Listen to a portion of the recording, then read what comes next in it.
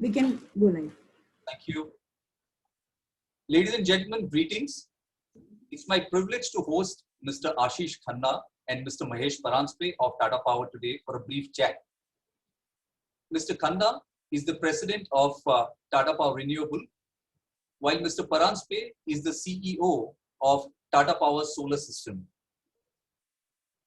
To begin with the formal introduction, Mr. Khanna has more than 3 decades of experience in the areas of renewables, utility, infrastructure, project management, and of course, contracts associated with those, both in India as well as overseas. He joined the group in 2007 and is credited with turnaround of the Tata Power solar projects, where revenues have grown more than 4 times in last 4 years. He's been associated with marquee organizations like Bechtel and EIL, Engineers India Limited, before joining Tata Power. And being an industry veteran, apart from heading Tata Power's renewable portfolio, he consults other industry forums such as FICCI, CII, various government and regulatory forums. It's my privilege to host you, sir. Welcome. Thanks, sir. Thanks. Good afternoon to all. Mr. Mahesh Paranspe is the CEO of Tata Power Solar Systems, which is the EPC business of Tata Power. He's working at Tata Group or Tata Power for last more than 3 decades. He joined the firm in 1991 and has grown up within the organization, and has virtually worked in every facet of it. He's earlier worked with hydro assets, built strong community relationship, and especially in the rural part of India. He's also credited with building the renewable assets for more than 1.6 gigawatt organically. And recently, he's also managed the merger of 1 gigawatt renewable portfolio acquired from Welspun Group. Welcome, sir. Thanks. So without much of a delay, I'll jump onto the questions. Mr. Khanna, the first one is for you. And I'd request if you can switch on your camera. Do you think that the current policy framework is supportive for accelerating renewable installations in India? And any changes you anticipate or would like to have? Well, thanks, Ash. I think, and good afternoon to all. I think we have to take this question with the context of time frame where we are. If you look around 6 to 7 years back, where we were and where we are in the current context, I think that the policy framework which has been initiated in the last 5 to 7 years, especially for renewables and solar, has taken more advantage of the same, has helped this country from mere 4 gigawatt, if I can use that terminology, to today we are at 30 plus gigawatt in that sense. So it's a great phenomenal increase of multiple X level compared to any other infrastructure. If I can call now today renewable as an infrastructure, we have grown very, very fast in that manner. The target was 100, and I think we need to always calibrate the fact that there are targets which the government announce. There is always a political tinge to it and aspirations to it. But where we have reached to in the current standpoint of even in that 2022 targets of 175 gigawatt, which has gathered the maximum optics, we have today somewhere close to 78 gigawatt, 39 each in that respect. So it's how you look at it, whether it's a glass full or glass still empty. But I think the way the water has filled into this glass in the last 5 to 6 years has been phenomenal, considering how much time we take from a policy standpoint. Where we would like to see changes, I think we need to be very clear on what we were looking at. I think unfortunately the optics of tariff has taken away all the goodness of this industry. We have this reverse auction, which is not a part of infrastructure. We look at when we bid for roads and other infrastructure, it's a single bid tender. Now, while reverse auction has started in this and it has gained all the optics of 2 rupees tariff, the optics of 1.99, I think is something which I would have loved not to have it when you are looking for a sustainable growth. I'm talking of optical part. I'm not talking of a cost reduction or a tariff reduction part. And I think we also have to now look at it that in 2014-15, what has helped us, is it going to help us from 2021 onwards or not? Now, today in this scenario, our dependence of China has been so humongous, which we have witnessed in the last 1 year. Was it something which we could have avoided in our policy framework? I will put it in two perspectives. The manufacturing in this country compared to not is a different matter, but the way we have grown IT sector or a telecom sector compared to what we have grown in automobile sector, if you consider two sectors separately, they both have used different models. I think we went with the model which is more of a telecom per se, where we said that affordability should be first. Let us have more and more infusion of renewable power. Let's go for high targets. Let not look for the infrastructure within the country. It has its advantages because then whatever was happening around in the other part of the world, we could take advantage of that technology advancement or a cost reduction. But then again, we were in a situation where someone sneezes, we get cold and catches cold in that process. So I think in this policy framework, if we would have taken calls of having an inclusive ring fence our manufacturing, developed our own technologies, and then go far ahead on it, we would have been better. But I think we still did a phenomenal job in this industry for our improvement. There has been certain policy changes which have been announced now, but then these are all mid-course correction. We need to take a call which boat we are actually putting ourselves on. We cannot have one leg on a manufacturing, other and tariff, and trying to see that we will have both at the same speed. We have to take a call where we are and then take the things forward. Sure. You touched upon a very sensitive issue, which is basically the cost of energy or cost of energy from solar as well as renewables. So what we have seen is in last actually 3 or 4 years, the cost of solar energy has sharply fallen, and partly due to the collapse of capital setup cost or other capital expenditure. But relative to wind, the wind costs haven't fallen to that extent. Do you think that in a country like India, this difference will sustain, or some technological changes will happen even on the wind side, and the difference will considerably narrow down? Let's understand, first of all, Harsh, that while I all love this steep fall, was it really important and is it really required? Whether I have a tariff of 199 or I have a tariff of 219 or 290, is our grid not capable of taking it, or is our consumer not happy to pay for that? I think we went overboard in our assumptions and aggressiveness. And I have seen some, as I famously called, some fidayins too, who has come, blown themselves up in the process and it damaged the environment too. I think on solar, we went overboard. On a wind, because we were not allowing imports to come in, we were at a certain platform. There were challenges in both ends. Wind has not grown because of certain inefficiencies in that model too. Solar has grown because of the aggressive assumptions in this model and availability of material. While you say that CapEx, I believe, is not the only thing. Technology has also improved. There is a great investment of technology which has happened in the last 5 years. If you look at the way the module has now been producing, at the end of the day, you ask me, what is my dhanda, boss? My dhanda is to sell electrons, right? What is a cost-effective method to sell that electron? Is the business we are in. And we used to provide a quality product for that. Now, in this process, we have seen that technology advancement in solar has happened in a much phenomenally higher manner than in wind.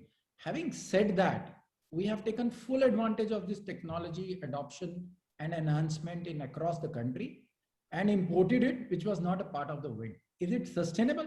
Yes, the moment you ring fence ourselves, I have a wall across where I will not allow imports. This will also going to grow up in that. So it is not sustainable, but we were having two different models, which was not right to compare. Somewhere where I am allowing imports at a zero duty, and somewhere I'm not allowing imports at all, and I'm restricting myself to the local wind players. The second part, I think, which we should be very conscious of, if you look holistically from potential standpoint, India is blessed with around 748 gigawatt of solar energy as a country. where our wind potential is hardly 340 gigawatt plus. That's also a differential. I have more land with me, which is blessed on that part too.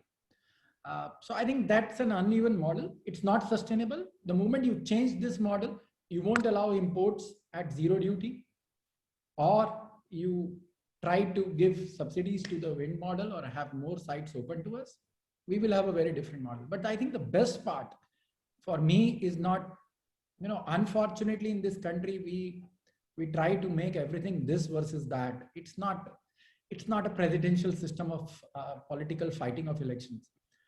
Solar can work on it, can work very fine if I align the wind with it.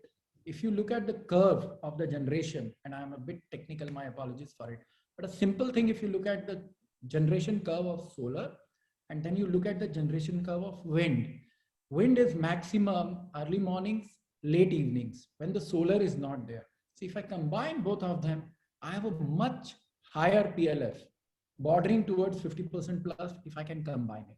And I think that is where we should be looking forward, that today, if I combine them along with other sources, I have a much better option in place, and both can complement each other rather than competing with each other.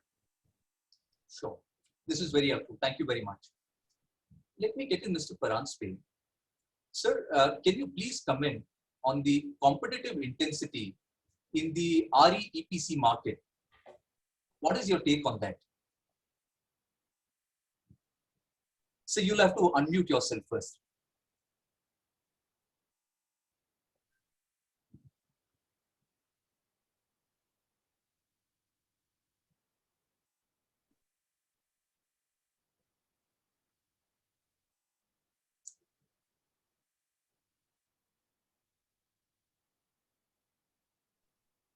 So I will continue with Mr. Khanna and get back to Mr. Paranjpe in a bit. Mr. Khanna, for a country like India, do you think that battery backups have any future? If at all, yes. By when do you think India could have a commercially viable battery backup storage system in place, just to make the whole renewable cycle more viable? It's a good question, but has many answers to it. When you look at storage, do I have to live on lithium ion, or I can utilize other sources of storage too? I think first of all, we have to look at it. See, the best part about solar or renewable is, and I will say more about solar per se, but valid for wind too. Technology changes so fast that every time you enter, you are not far ahead. So even if you enter today, you can be at the same level like anyone else. Storage, if you look at lithium ion, I think there is a challenge. The challenge is that the curve, so its optics has been phenomenally high. Do we need it? Yes. Is it the right solution for this country? Depends on what are we looking for a solution. Again, I'm using the word of optics because most of our focus has gone towards utility scale projects. Today, when we talk about renewable energy, we only speak about utility scale projects. Generally, we take efforts to talk about distributed generation. We specifically, out of context, speak about rooftop or solarized pumps or the energy needs of a commercial residential consumer. I think that is the difference. We take efforts to that. But if you look at it, they are the consumers, whether they are provided by grid or they are provided otherwise. So for that residential consumer, for their usage, I think the lithium ion batteries is going to come. And the moment it crosses a particular threshold of less than 140 kilowatt hour dollars, I think we will have a solution of a RTC power which can compete again with a grid power, or which can be equivalent to a grid power. The challenge again I am speaking out here is, do we need to compete? If I have a grid power, मुझे खाम खा क्या जरूरत है boss? उसमें battery storage और सब कुछ लगाने की. I think I should utilize it at a place where it is required, where the grid is not there, where I'm going to put infrastructure for a grid. That's a business opportunity for all businesses like us. Why do I have to compete here for that showing off that I have 100% backup of my house? That is not our base. And if you take that particular market and the price points which are applicable for that particular market, I think we have a business but that business can also be worked upon with many other things. If you are just looking for a renewable RTC, I think pump storage is a good solution which is available in this country. From a Tata Power standpoint, the best part, unlike many other renewable friends which are companies with whom we are competing with, you see, having a experience of a generation from last 100 years, even in hydros, then having a experience of a fossil fuel generation, including gas, having the experience of a distribution and running the distribution work, I think gives us the advantage of providing what is a cost effective solution for that particular community or entity is. And that's where we stand a differentiator in this process. And that's what I'm saying. We all talk about lithium ion. Yes, it has a future in place. We are very closely looking at it. We are bidding for some tenders too. But if you look at it, they are still currently are not competing on its own with other sources of power. They have their utilization for a particular business opportunity, which we are focusing towards. It cannot be for all. If you ask me, future can be with multiple other sources. We can have a hybrid of a solar, wind, and your pump storage too. We can have a hybrid of a lithium ion too. But then we also have to look at what is my least, which I need from a battery storage part. Come back to that point, sir, because I have that as a question from a grid stability perspective. But before that, I'd like to ask Mr. Paranspe the question, we had posted. Yeah, you are able to hear me now? Very well, sir. Thank you. Yeah, so just to continue from what Ashish said, actually now we have solar, wind, thermal hybrid also possible. Solar, wind, thermal, battery hybrid possible. So there are multiple combinations. And as Ashish said, if battery option is just one of the options, and there are other options like pump storage or mixing it with thermal, why not? Then why we have to immediately go for battery? Battery is obviously an option. In terms of grid, I think making the renewable energy more predictable is what is required for the grid. All the grid operators and the distribution companies obviously look at solar energy, which is seasonal, either seasonal in terms of real seasons, or it is seasonal in the day also. And if solar, wind can complement plus battery plus thermal, then that makes the grid more stable, because the power coming from such energy sources is more predictable. Wherever there is a variation because of seasons, or wherever there is variations because of cloud cover, that can be complemented by a battery or other pump storage units. So that becomes a very reliable source. So grid stability per se will get addressed whenever we mix different energy sources. Sure. So our question was actually related to the way you execute projects, and particularly on the EPC side. Do you think that the competitive intensity, considering the fact that renewable market and particularly the solar market is growing exponentially, what is your assessment of overall competitive intensity in the market? Yeah, Harsh, obviously this market is very competitive, and as the tariffs are going down, obviously developers are looking at EPC players who can be real competitive. And in that sense, we have advantage because we are in this business for now almost 10 years, plus we have our own manufacturing, panel manufacturing and cell manufacturing facilities. So we obviously have advantage, but the market is extremely competitive, and but we are there for it. And when you essentially bid for a project, how do you differentiate versus the regional players who are also kind of competing with you just to get the project on a price basis? So what is your USP? That's one part of the question. Second part is, what are the execution risks and how do you manage these risks?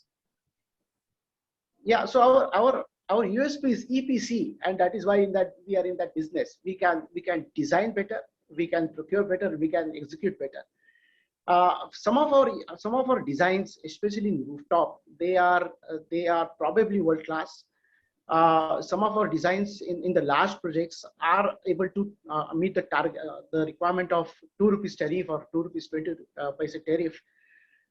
We are able to optimize on our procurement. We are able to optimize on material. because our material is 60% is modules and almost 20% is steel. So if you are able to procure better, then obviously our costs are better. When we are competing in the market, if we are one of the developers, obviously we do not have pre-bid tie-ups with other players, and then we give them only the budgetary quote. But invariably, what we have found is if we have adjacent players, adjacent developers, then the EPC of those developers also we do, and for our own sites also EPC we do, and that is a huge advantage for us because then we can optimize our resources for that site. So I see that as clear advantage for us, being there as developer also, and then being there as EPC player also. In fact, at one of the sites in Gujarat, we are doing our own projects, plus we are doing adjacent sites which are equally big. So that is a huge advantage for me. We are commissioning almost 500 megawatts there at one location. Sure, very helpful. Let me come back to Mr. Ashish Khanna. You mentioned that India was a closed market for perhaps wind. Wasn't that mainly because India has a well-established value chain for wind? We already have domestic players who have capacity which is far in excess of the domestic needs. But the solar, the dependency on imports is very high. Do you think that this can change? And recently, because of the PLI and the other policy initiatives, would that prompt you to setting up an integrated manufacturing unit sometime in India? Ash, let's understand that we are in a closed community talking and everyone is knowledgeable enough. Let's understand what was the USP of the wind. When you are saying it was well integrated, it was primarily integrated starting from land. That's where the USP lies, that you have land at areas which were windy, and they used to come with a complete offerings, which includes land, which includes promise of a wind, which includes machine itself, and which includes O&M for next 25 years, right? That was the offering. And that is one of the reasons most of the players have not done well, because you need to work at where your strengths are. You are not expected to be Lord Krishna in this process. And that was not the case with solar. With solar, you have an option of putting the best, you optimize at each and every component, and then try to maximize value engineering from it. And when I'm talking about value engineering, I'm speaking about a cost per function. So that's where you are maximizing it.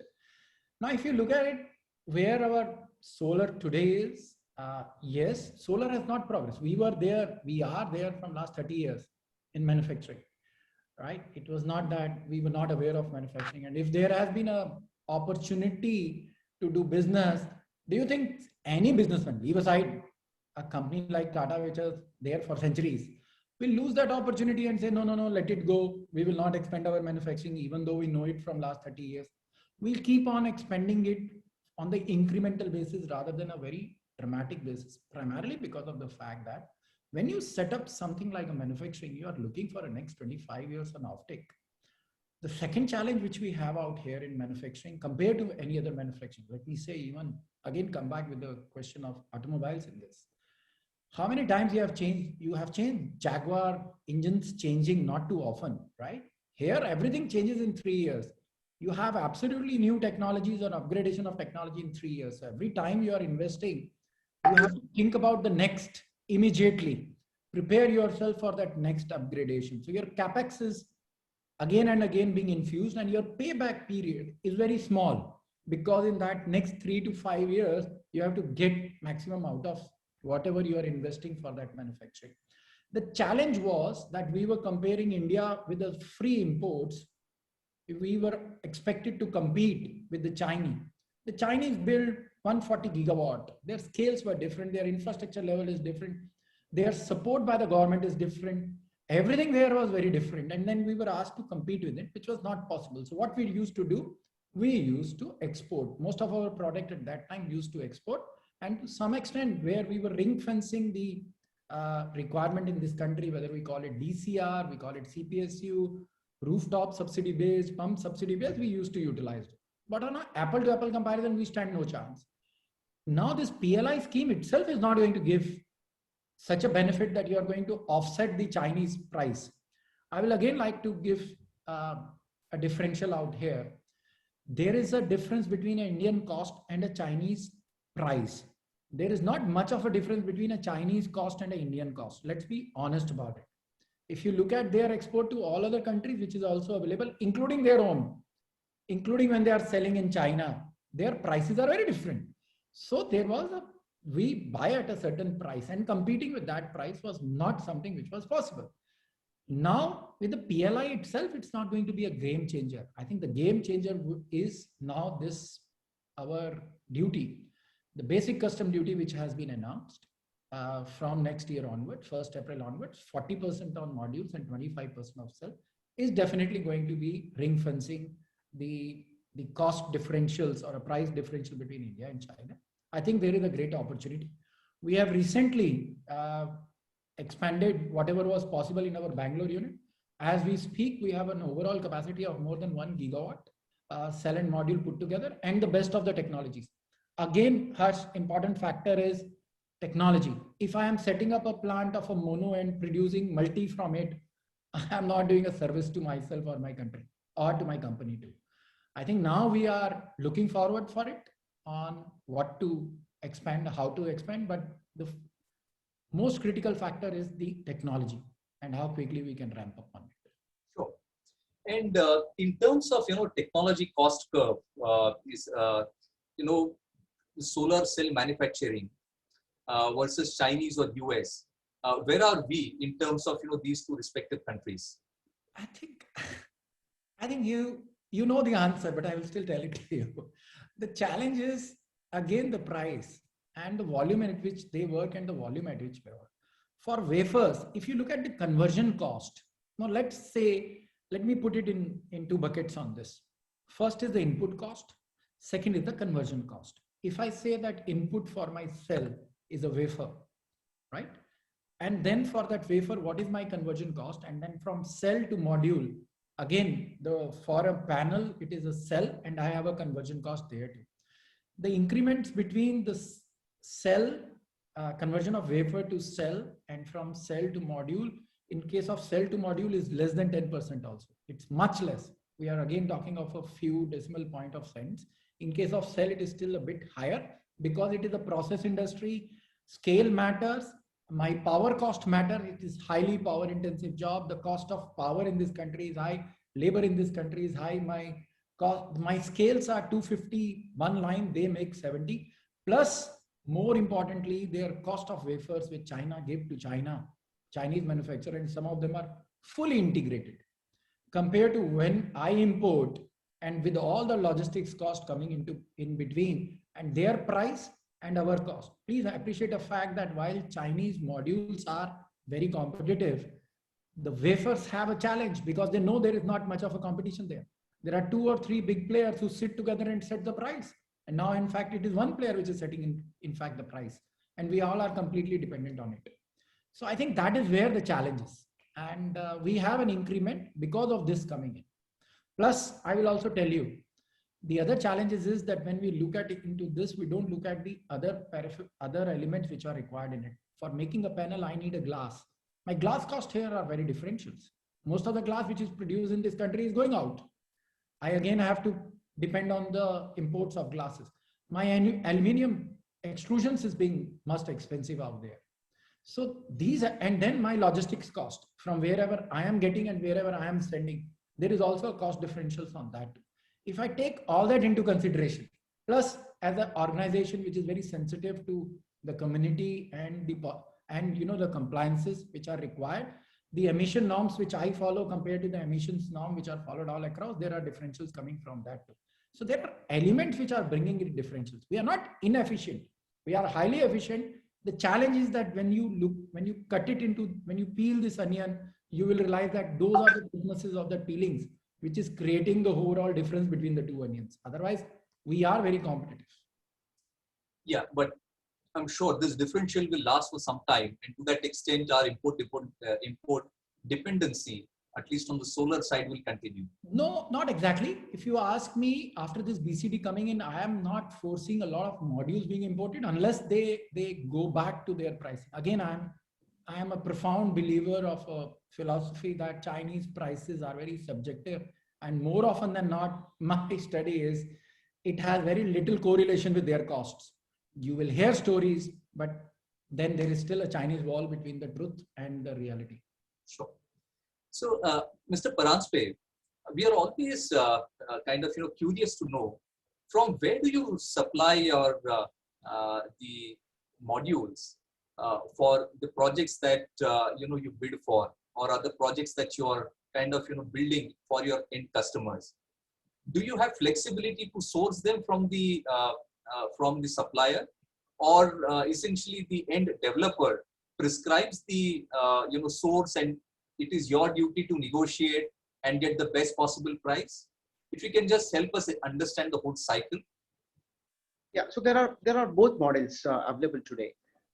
Few developers prefer modules to be procured by themselves and give us only the BOS, the balance of the systems to us. So module, they have a preference. But many EPC contracts, or most of the EPC contracts, are complete EPC contracts where I am supposed to procure the module and do the complete installation also. And there I have flexibility to procure modules. We obviously procure modules from the best players in China, tier 1 players in China, because we stand guarantee for 25 years. So we procure them from best players in China. Since we are also in module manufacturing, we obviously understand the module quality much better than anybody else, because what goes into the modules and what goes into the cells, we have better idea than any other player, because we ourselves are into manufacturing. So when we select module, we obviously look at the BOM of that, what all has gone into that module, and then judge whether it is the right module we have to procure. So we have that flexibility. Whenever developers give us full EPC, we have flexibility of procuring modules from different players in China. Sure, very helpful. What is your dependence of solar wafer stroke modules from Xinjiang of China, and if at all there are any sanctions on module sourcing from that particular source, what will be the impact and what is our plan B? So there are other countries as well. It's not only China who is into cells. There is Malaysia also. There is Taiwan also. So we are also obviously looking at those geographies from where we can procure cells. We can procure wafers and convert them into cells. That option is always open, though there is a safeguard duty today. But that option is always open. And when India also goes into large scale cell manufacturing, obviously we'll import wafers and make our own cells. Sure. I don't see India immediately entering into ingot wafers kind of manufacturing. That probably we are little far from that. And you did mention that the whole market is very competitive. And in that context, how do you manage the working capital? And can you explain how the working capital cycle is for a typical EPC project of, say, NTPC or a PSU utility? Yeah, so I'll give some data points. Earlier, a typical project of 50 megawatt, we used to commission somewhere between 12 to 16 months. And nowadays we can complete that project within 4 to 6 months. Many times it depends on the land availability. Obviously, there are challenges in land acquisition. Sometimes the developer, he himself gives us the land, and there are challenges around that. But if the land is with us, then we actually have reduced that construction period to 4 to 6 months. And if we can manage engineering, material procurement, and construction activity in that period, then obviously the working capital is minimized. Okay, very helpful.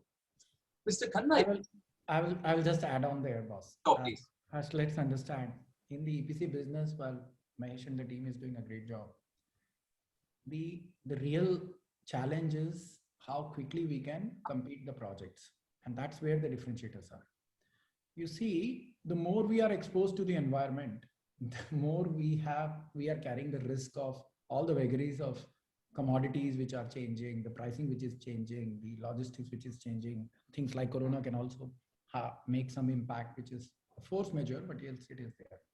So the catch which Mahesh is trying to explain to you is primarily that the way you can squeeze in the time period of a project. You are there for a short time, you bring material just in time, and then you erect the project and walk out of it, is actually the real game. It helps in two manner. First, your exposure to the risk which can come is minimized from the environment. And when I talk about environment, is the input cost as well as all the politicals which we work under the circumstances we work. And then most importantly is that we can utilize the same workforce for another project. That is also important for us. And workforce in an EPC company, the maximum utilization of the workforce is again a competitive advantage, which we build in. Now, these things comes with a scale. Unless you reach a certain level, you earlier asked, how are we competing with the roadside vendor? I think those people might get a project. So first of all, we don't compete where we don't have specs as part. Whenever you see NTPCs of the world bidding, anyone else bidding, when they create a standard specs, we are generally the winners, because then we know it's a level playing field. It's very important for us. They won't accommodate people in that manner. And secondly, these people will burn their fingers in one project, and we know that they are not going to be there for long. And then there is enough business on it. I think these are the two elements which Mahesh alluded to are very critical for our success. Sure, very helpful.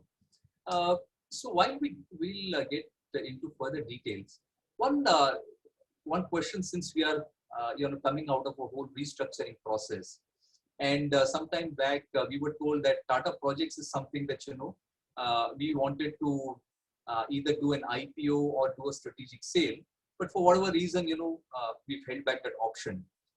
So we are trying to understand, on one side we have the solar EPC business, and on the other side we have a class entity called Tata Power Projects. How do these coexist? Why not merge them together and create a great giant out of it?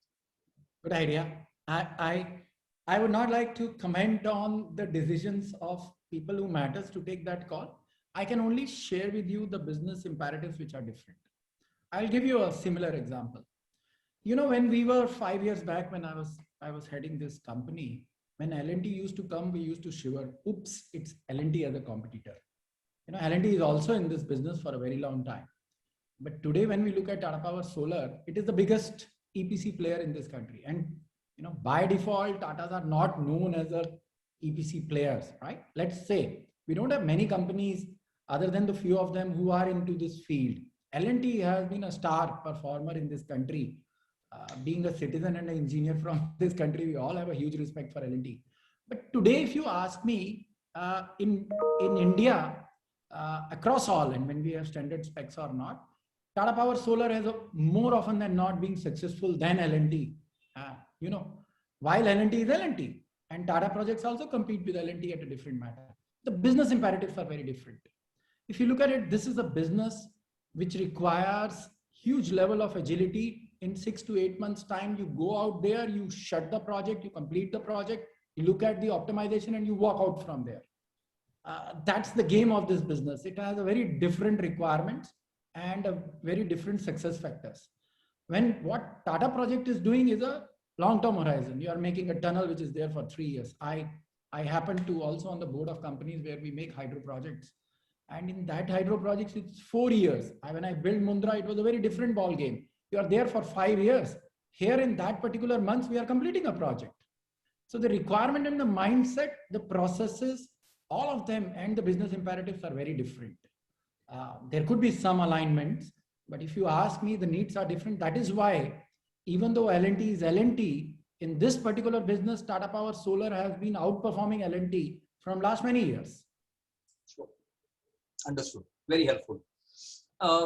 You did mention about the solar rooftop and the opportunity thereof. But the weak link out here are the state electricity boards. And do you think, considering the fact that you're eating into their pie, this business has got any growth potential? And what further things need to simplify? Because in certain states, there's an issue, gross metering, net metering. I myself am not clear whether Maharashtra allows it, not allows it, because there are so many flip-flops in terms of policy. It's tough to take a call as a consumer. So any thoughts on that? Good question, Harsh. We all are consumers there, and we all are, as my MD keep on saying, are presumers there, where we are producing and are also consuming. See, the world has changed. Why do you say about rooftop? I was expecting this question even on utility scale project. My customer remains same. That's where I'm coming for. I think there are business opportunities at all segments. Unnecessarily, we are making X versus Y. It's not there. If you look at it, renewable for a very long time was renewable versus fossil fuel. Now, thankfully, that discussion is now over. Now we are only talking about renewable. With due respect to fossil fuel, I think we should still align ourselves with the fossil fuel. But for a very long time, you and I have come across this discussion of renewable, fossil fuel. Why are we spending on renewable when I have so much on fossil fuel? I think it is not the matter of this versus that. Distribution companies, in a similar manner, will realize that today rooftop is going to virtually help them in that particular process. Distribution companies have their own niche where they are supposed to make businesses out there. Unfortunately, what has happened is that they are finding that rather than looking at those inefficiencies which are required to reduce to make them profitable, they are trying to see, oh, these are my best cherries and someone else is taking it. It's not the case. They have the whole bucket in front of them. They can earn money from this too. You see, today, there is a great potential of making a business model that distribution companies, along with the rooftop producer, the distribution company can do the services of all of them and earn a lot of money. In fact, I have supported many state government by saying that you are talking about this, you take services, you take getting if we sign PPA, you can sign a PPA on the rooftop. We will do it for you. You get the money out from them because you have the wherewithal. Why should we build another small distribution companies for you to do that? Today, they don't have CapEx. I'm saying most of them. Let me not say all of them. They don't have CapEx. There is a source of power which is available on the rooftop. People are ready to invest on their own too.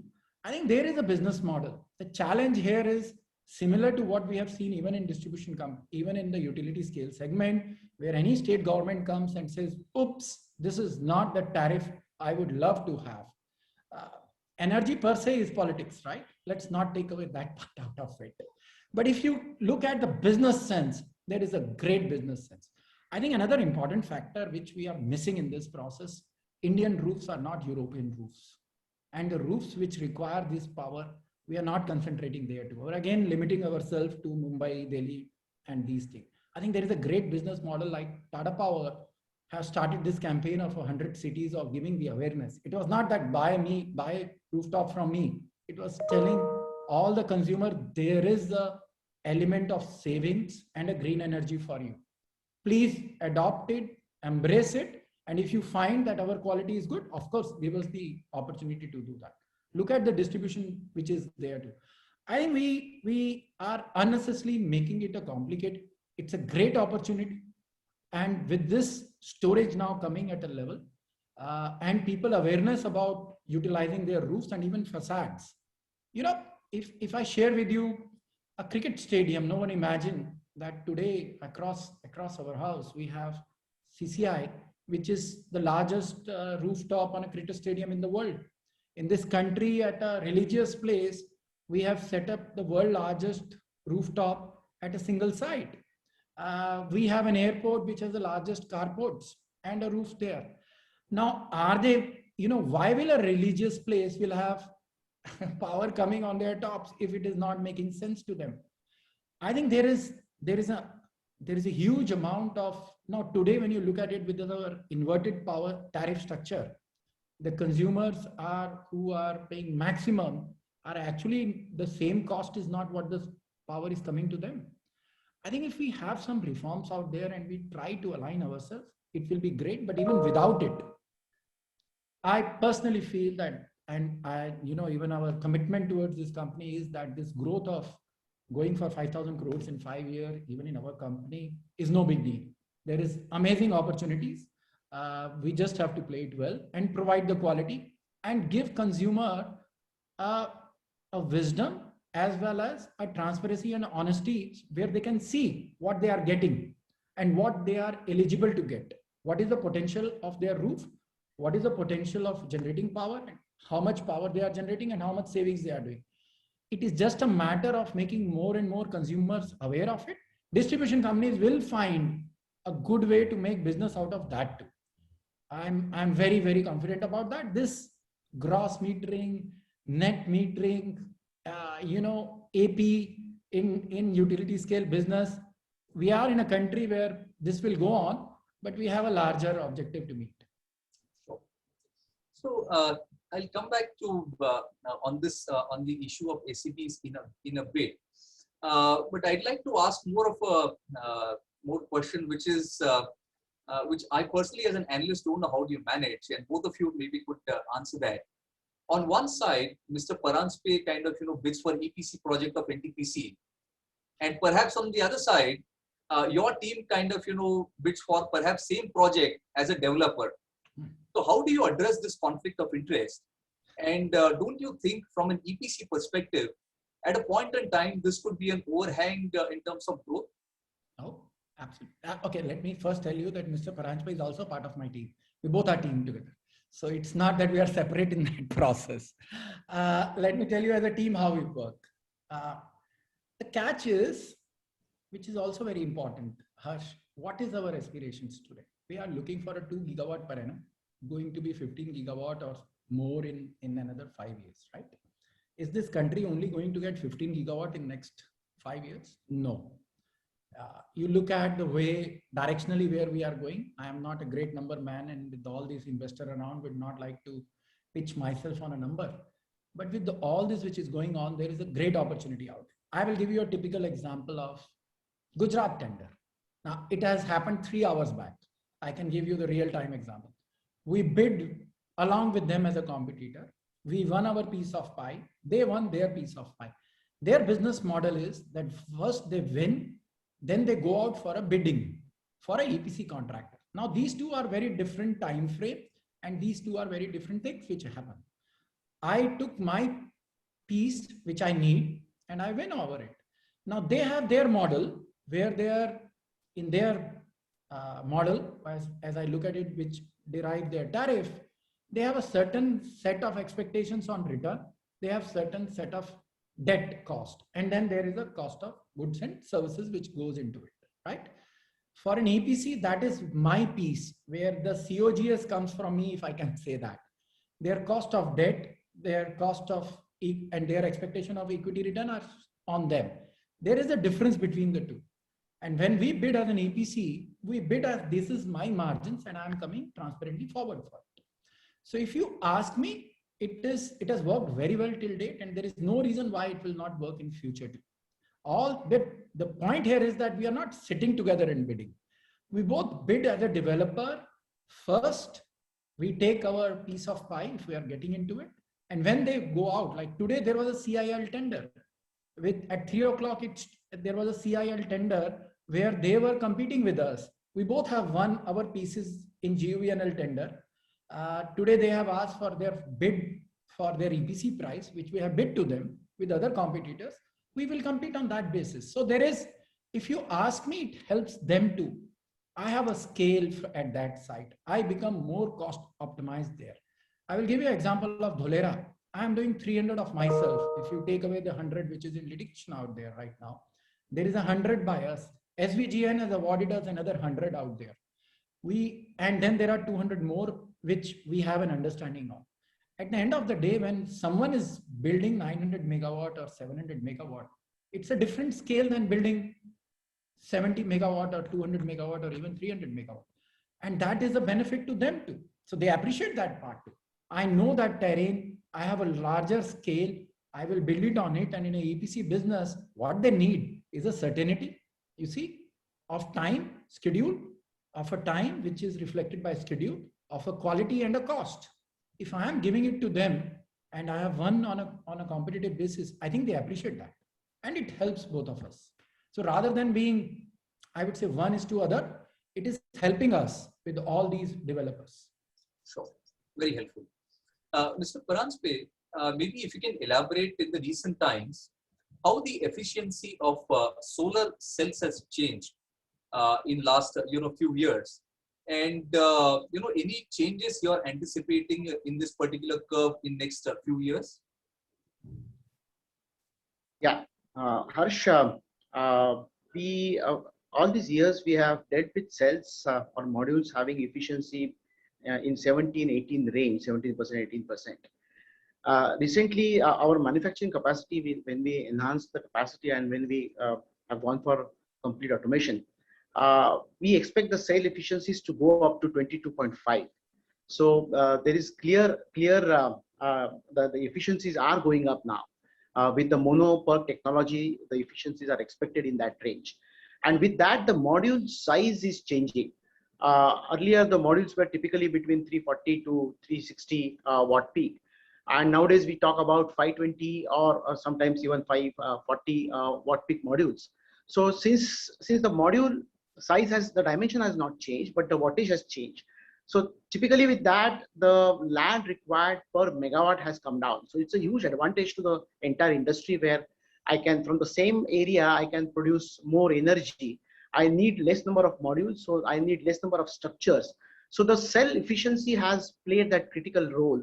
And as the new technologies are introduced, I'm sure the efficiency will further go up. I was reading one article, where is the theoretical limit? The theoretical limit is 29%. But we are at 22 to 22.5% today. Sure. Okay. Maybe, I will invite a few questions from the audience. Audience, just type in your question in the chat box. I will read it out to the panelists and request them for their answers. So maybe I'll, we'll take some time to assemble these questions and I'll move ahead and come back to the Q&A chat. Mr. Khanna, I'll come back to the, I'm basically trying to understand how is the economics for a renewable developer working out? Because it's good to see the tariffs, fall off the cliff, both for solar as well as wind. But as a developer, you think that the discovered tariffs have any margin of safety? Or maybe, we are looking at a circa of 2007-8, where you had a flood of, thermal capacity, most of which currently is stranded. See, Harsh, I'm a very positive guy. So I will not look back at the disasters of history of 2007 and 8, but I will talk about from 2015 to 2020, how solar industry has gone. Let's look at that too.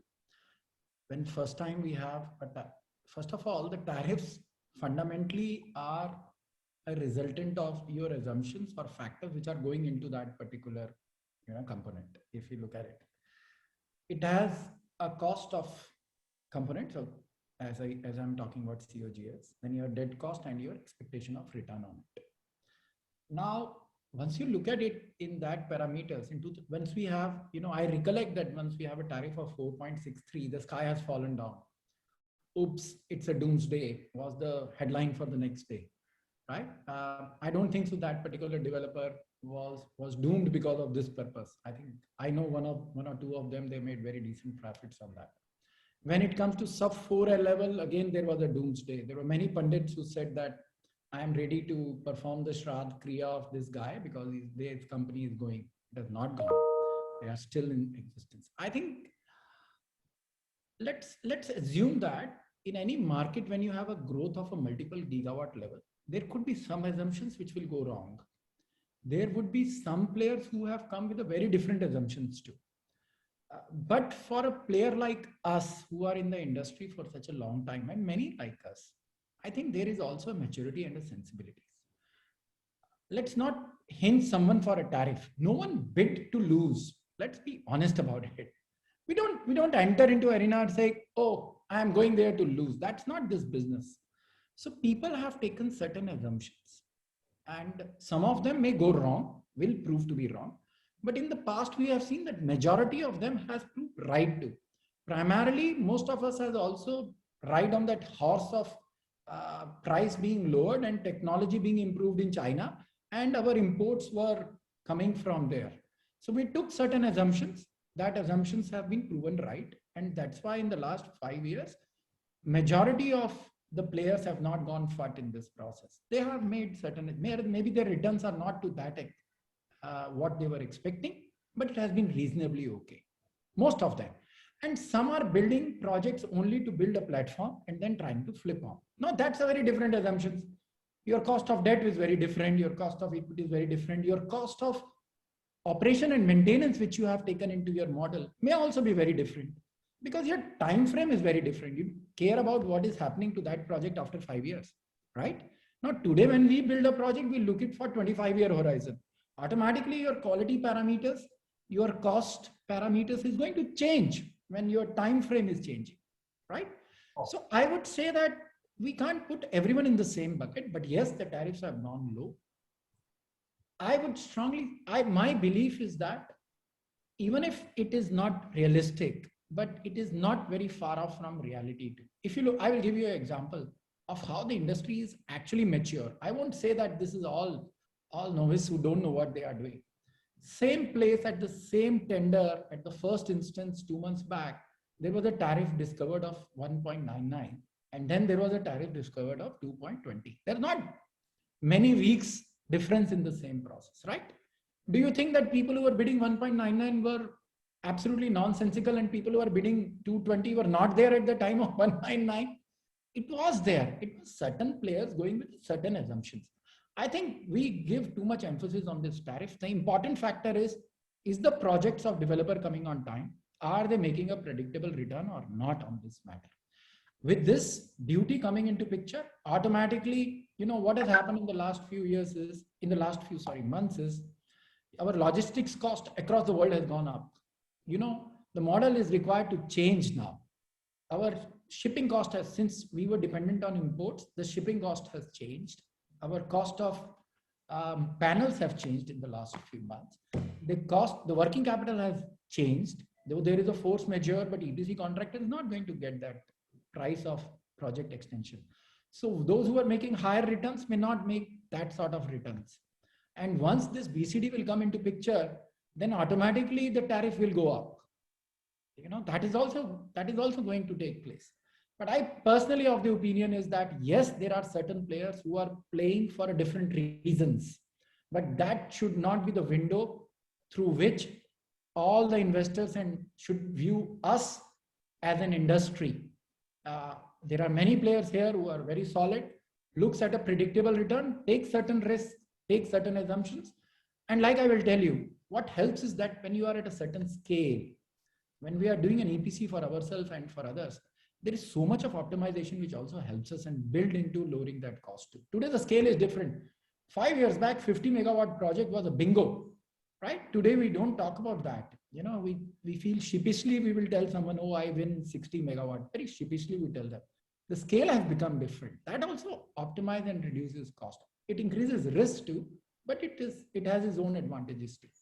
So in my view, I think the tariffs are low, but there is a wisdom. And all those who are bidding and winning and building project on their predictable return basis, I think there is a long way to go. So, but we also have these fidayins who will come, make a splash, maybe burn themselves in the process, burn certain surroundings. I think the main challenge is the discoms, not the developers.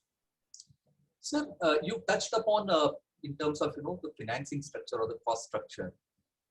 Thus far, if you look at the competition, it was more centric towards private guys who have a different weighted average cost of capital versus the PSUs who have a totally different advantage in terms of when it comes to cost of borrowings. And at the end of the day, a large part of the solar cost or rather the capex is going to be financed out of debt.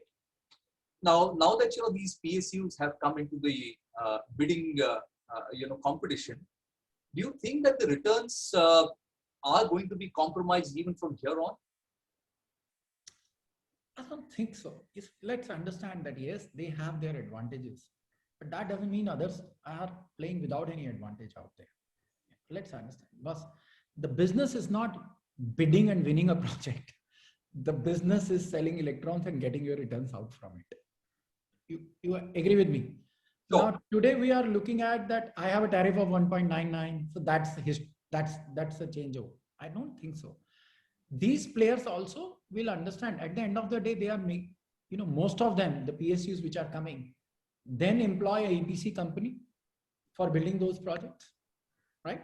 Now we also have to see what is the cost of completion of those projects, right? When the EPC company bid, they take certain risk, they cost that risk in that project. So the cost of a project for a self EPC player compared to what a PSU will bring, definitely there will be a margins there too, as well as the differential or the profit which the EPC company is taking, and certain other cost which they are taking from a risk mitigation measure. You agree with me on that?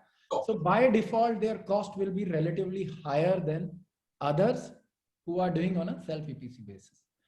Rest come the cost of debt. If you look at it, the cost of debt also is not that humongously different. Oh yes, there is a difference out there.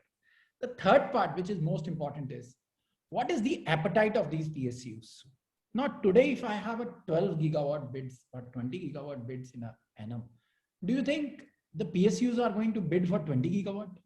At max, an NTPC of the world will bid and win 1.5 gigawatt, 2 gigawatts, one more than that. That too at a higher cost than others.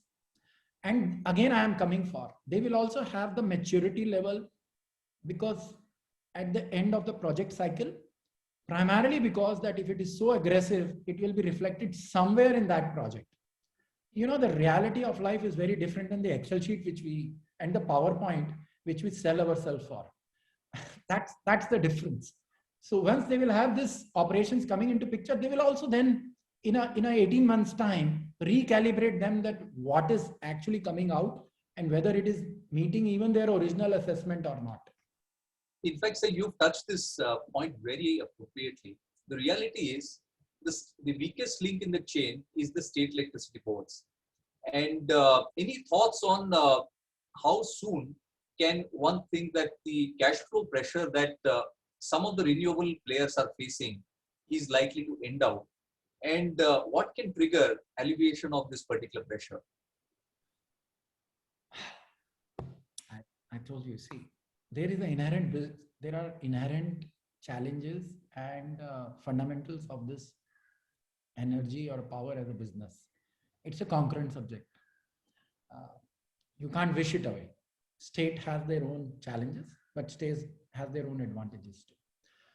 With this, you know, in the last 2 years, the way I have seen MNRE, or last 2 to 3 years, proactively coming and addressing those challenges, I think is commendable. I will really respect their thought process. You know, they have also limitations. They may not like to admit it, but they also have a limitation on what they can do. But the standard power purchase agreement which they have signed, the Electricity Act amendment which are expected to come, provision of a LC as a payment, you know, other provisions which the government is focusing on, that if the payments are not coming on time, then you know, the RLDCs or SLDCs will not be allowed to buy power. Right policy initiatives. See, government is not in the business of doing business. Government can make the policies. In this country, because the flywheel is so big, it takes time for some of it to go on.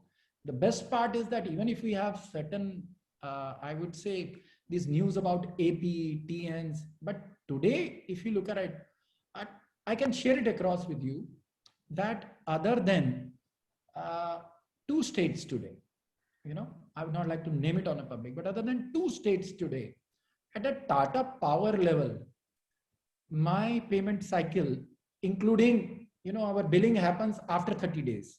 So that's an inherent difficulty, that I generate and the billing happen only after 30 days, and then I have a joint meter reading and all that, is less than 50 days. So it is a sense of improvement. I was not in this situation a year or 2 back. So I think there is a sense, and there are policy initiatives which are coming. We will always have this challenge which we are also learning on what is happening in AP. We are also learning on how TN is to be managed. Developers may not go there for biddings too. They are also learning on what they need to improve. The current policy framework is much better than what it used to be. And it's not in utility scale project. I'm telling you, even in case of our pumps business, where we are again subsidy driven and we depend on governments on that part too, we have phenomenal success of late, because the digitization is bringing all of that up front. No one can hide behind it. You actually know where your paper is and who's holding it for what reason. And you generally can't hold it beyond that level. I think if you ask me, the good thing which has happened in the industry is a corona. It has made us digitize to a level which we would not have achieved in the next 5 years at a discom level too. Uh, and that is what has helped us. So I'm bullish from Tata Power standpoint, and industry, I am sure that we will have some sorts of these plus and minuses coming in. Change of government may bring someone decide in a particular manner which will impact the industry. But by and large, I think if we have learned a lot in this process, and it will be good. Sure. So there are a few questions in the chat room. I will take them one by one. So first is pertaining to your RE growth plans. So the question is, how critical is the InvIT for your renewable energy growth plans? And is there a plan B, if at all there is a plan B? And subpart to that is essentially land is the key raw material for a solar developer. We are quite aggressive in terms of setting up targets for solar installations. How do we see these challenges in land, and how are we planning for this? Okay. There are so many questions in one question. Let me go one by one on this. The first question, do we have a plan B? Boss, I don't know why plan B always comes as after A. That's not just because I read English as A, B comes after A, doesn't mean that B has any inferior than A. So as an organization, we have plan A, A1, A2, A3, A4. And I have been, the question is misdirected to me because I am the recipient of those funds, frankly speaking. And from my side, I have been reassured that whether it is A, B, A1, A2, A3, the growth will get all the funds which is required. And that has come from the top quarters. And you can ask the people who are more involved in that InvIT process for exact status, but I'm giving you what is my status on it and my understanding, where we are going across. That's very Good question about land. I think, see, let's appreciate the fact that we also learned it now about land being coming as a impediment. But if you ask me, I don't know who asked this question, so I can't address him directly. But in this process, land, what we are doing is we are now buying land and making land banks, both for wind as well as for solar. But I will tell you, the important factor today is not only land. Important factor is a land where we can see a foreseeable evacuation coming in. And that too, what we are looking for is the evacuation coming at a CTU level. CTU level means where we have a central transmission network. So that we can have 400 megawatt or 800 megawatt or 1200 megawatt of solar plant. And that is where we are looking for land currently. So we are in the process of making land banks. Generally, wherever we are bidding, we have a land in place. We are also in the process of these land banks too. So that, if you ask me today for this industry, we have migrated to the next level of challenge, which is evacuation. Land around it is available, and generally where solar is, it's not that you're fighting for an agriculture land or anything else. So, and just to reassure you, as an organization, we are now building land banks. Even for wind, we are doing that. Have I missed anything? Land I have covered. The InvIT InvIT I covered. And yeah, I think that was it. Thank you. There's one request from Mr. Paranspe. He did mention about an article. Perhaps if you can share it with Rahul, because there is a request from audience. Sure, I'll do that. There are multiple articles for the current technology. What are the various limits specified?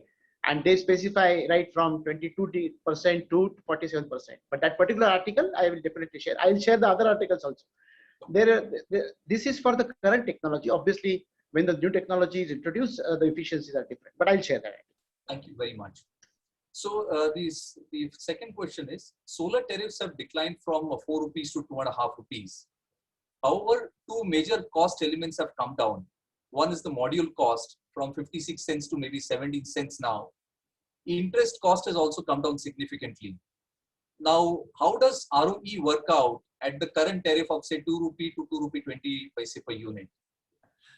ROE worked out in the same manner it used to work. I think when we were having a tariff of 15 rupees doesn't mean that most of us were making ROEs of 700%. If you say that we can make a ROE from a 2 rupees or 2 rupees 20 paisa too. I think it is just a matter of the input costs. You rightly said this question was rightly, the questioner knows that there is a cost of inputs. The module has come down, the technology has come down, the scale has gone up, the cost of debt has gone down. And I don't think that there is a big difference in the ROEs per se. People are making similar ROEs. But yes, I would always say that there is a difference between the assumed ROEs and realized ROEs. And I think that maturity will come more and more when we have more and more projects in this country. We have also learned in that process. Many times, surprisingly, we had more ROEs and otherwise less. EPC business is a bit different. It is more transactional.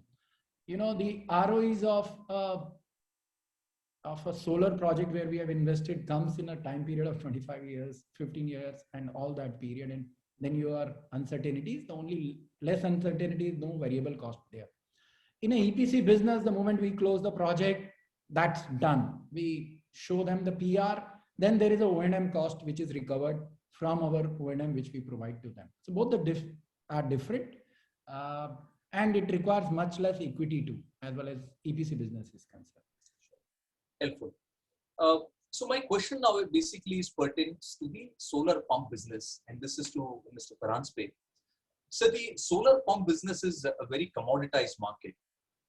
How do you plan to differentiate or add value to the customer and yet earn very attractive margins? And part B to that is how does the subsidy mechanism work in this segment? What if the governments delay the subsidy? How critical is that to your overall cash flow and the overall profits? Yeah, Harsh, actually we are already differentiating ourselves in that space. We are differentiating by way of creating channel partners which are very close to the consumer, farmers in this case. We have trained them to install pumps better. And the after sales service is also good because the channel partners are close to the farmers. So not many players are doing this. We have in those 7-8 states where pumps are being installed, we have channel partners in those states. We also have vendors region wise who can give us pumps or who can give us structures, who can give us modules. So we have developed the vendor base also across India. So with this, where we have to, we can arrange material locally where we have good channel partners who are trained, and the farmers get better service. I think we are already differentiating ourselves. Also, when in many subsidy cases, the farmers have a choice to select the vendor, and invariably the farmers select Tata Power Solar. Because the guarantee they have about quality and service, they select us, and that is why we have a different scale also to operate. So in that way, when we have that scale, we can protect our margins. Very helpful. I can add, Harsh, on this because this business is something which we are growing phenomenally, and we should be a 5,000 crore plus in the next few years. I think there are two factors which are also very important. First is our emphasis on the quality. It is very important that what we are selling at the end of the day is a pump, and there is no price differentials. Everyone gets the same price. I think it is a trust in our brand which brings farmers towards us, but then it is also the product which we install and the quality which we do. And you see, please understand that our competitors are on a standalone basis. When Mahesh is procuring modules, he is procuring in gigawatt scales. He has his own manufacturing unit. Our competitors doesn't stand any chance at that scale. We have an engineering unit which works for utility scale project, optimized for utility scale projects too, and also optimized for pumps business too. That's the third part. The fourth part, I think the investment in digitization which we have done. where we give farmer an opportunity to look at the power which his pump set is creating, and also looked at the quality of that power is also very critical. And in this segment, mouth to mouth, uh, I would say canvassing works more than no matter how much you are in that radio station, Sure. for that matter. So I will say that the testimony of all this, at the end of the day, the test of the pudding is actually in tasting it. Last year, we did 3 times more business than anyone else in this business, and we are not in this business for long. Wow. That's where I'm saying that I think we know this business pretty well. Subsidy is a problem which Mahesh mentioned out there, but it's not a problem now because the center subsidy see, there are 3 components in this: farmers payout, state subsidy, and MNRE or a central subsidy. The tender doesn't come out, so whenever a state comes out with a tender, they already have a MNRE subsidy with them. So that 30% to 30% is with them. They only come out with we only go out for getting those orders from farmers when we know that the state has also given its subsidy in that pool. So that 60% is there, and farmers have to upfront pay 40% on it. So I don't think so it is a challenge. The challenge is the paperwork. The challenge is how do you get your paperwork done from the government, but with this digitization and we being in the business now for long, I think we are overcoming that too, much better than many others. Sure. There's one question again in the chat box. Is there any timeline stroke plan around doing an IPO for the renewable business? I think it's a right question to the wrong man. I told you I have to be reassured of that the growth which we are taking from Tata Power standpoint, it is fully committed that it will be there. Sure. This is a question which can be best addressed to Kasturi, Rahul. I think they are better placed about this matter. Sure. Thank you. Sir, we have huge growth plans for our renewable portfolio. What is the ideal mix in terms of solar as well as wind for that? Any thoughts? See, let's look at it from a perspective. If you look at our current portfolio, we have 1.1 gigawatt of wind and then around 1.6 gigawatt of, I'm talking about the operating assets of solar, and then around 1.5, which is in pipeline in that scenario, which is predominantly solar. Solar has been our strength. Wind, we wanted to come at the top of it. So from the last few years, we were looking how to be at the top of that business, because everything was OEM dependent. So there is very little in your hand if things are not going right, how to correct them, because you are completely the land, ROW, evacuation, machine, its operation, its spares, everything is hinging on one contract. Now we have come out with the model where we are going to be focusing on wind too, but predominantly our wind will substantiate solar, because we see that future will be more towards hybrid and RTC type of tenders. And that's how our mix will be higher. If you look at in a typical wind solar combination, when you look at it and we are say even in a hybrid, then 30 to 40% is the wind component and 60% to 70%, 60% is the component of solar. That's how you will make a most cost optimum tariff in that manner. But that's how we are looking at. But then the hybrid tenders generally come in a range of 700, 800 megawatt of a capacity, or even 3 to 600 megawatt of capacities. I think that will be the range. Standalone wind, we might go, but we will be cautious.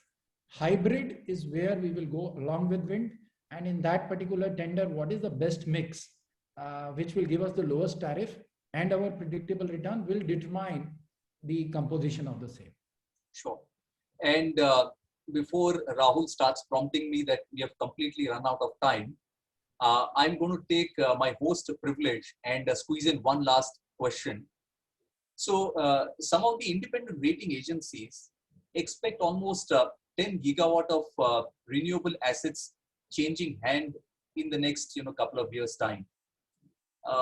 Your thoughts on the M&A and what will be your key considerations? I think there are, you have to look at when you are going for an M&A and being a company who build their own projects and build projects for others too.